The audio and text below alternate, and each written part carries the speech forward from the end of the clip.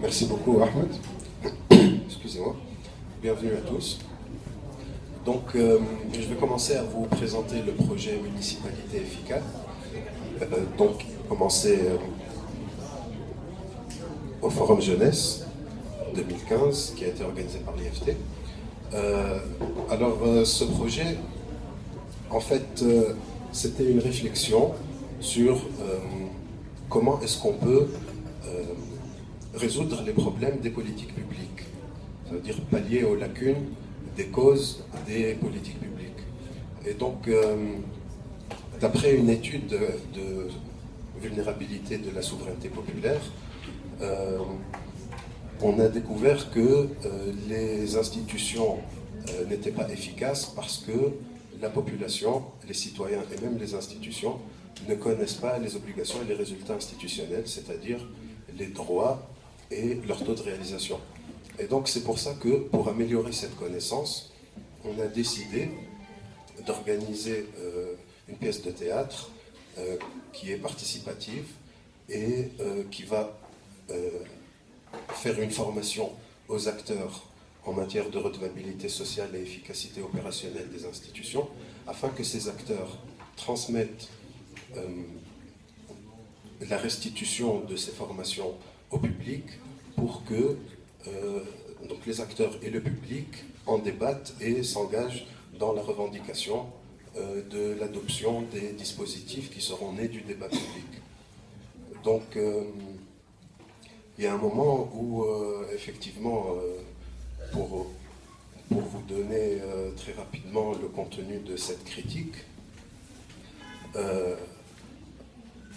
on est basé sur donc, les composantes de l'État, à savoir le cadre légal, c'est-à-dire la Constitution, les institutions, c'est-à-dire législatives, entre autres particulièrement, mais aussi l'exécutif et le judiciaire, mais on ne s'en occupe pas trop parce que ce qui est important, c'est d'abord le législatif, et puis la théorie d'urbanisme sur le territoire. Et donc, c'est pour faire très simplement, justement, parce qu'on est dans la simplicité, on dit qu'une constitution en 150 articles interdit aux avocats même de pouvoir restituer les 40 droits, que ces 40 droits, il y en a 35 qui sont censés être gratuits, mais que finalement ils finissent par centraliser toutes les richesses et empêcher les plus vulnérables d'avoir accès aux services de base. Donc la liberté uniquement pour quelques-uns.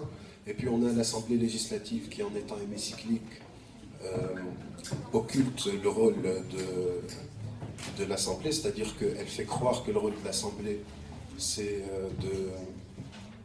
de voter les lois, alors que voter les lois, c'est un moyen et non une fin, sachant que le rôle de l'Assemblée, c'est effectivement de programmer la redistribution des ressources pour réaliser la péréquation territoriale.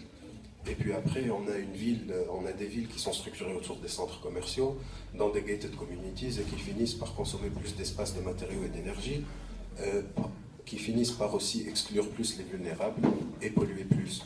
Et donc, ce qu'on propose à la réflexion, c'est, à la limite, si ce n'est pas une constitution en 10 articles à l'échelle nationale, eh bien au moins qu'on commence à l'avoir à l'échelle locale, au-dessus de l'entrée de la municipalité, dans laquelle il n'y a que les droits économiques et sociaux. Donc une constitution qui est plus inclusive, puisqu'elle permet à tous de mieux connaître leurs droits. De la même manière aussi, une assemblée législative qui n'est plus hémicyclique, mais dont l'aménagement représente d'une manière comparative et compréhensible par tous la situation du développement, c'est-à-dire dans laquelle les sièges sont alignés en autant de repères gradués que de droits économiques et sociaux, c'est-à-dire dans un premier temps 6, et sur lesquels, donc sur ces repères gradués, il y a autant de courbes que de territoires, ce qui permet d'avoir un tableau très simple, un graphique mathématique, qui nous montre où sont les excédents et où sont les lacunes, et donc quelles sont les priorités de redistribution des ressources publiques. Donc non seulement on visualise les priorités pour les représentants, mais en plus on permet aux citoyens de pouvoir évaluer l'inclusivité des décisions publiques. Et donc finalement on oblige un peu plus les politiciens à faire ce qu'ils doivent faire.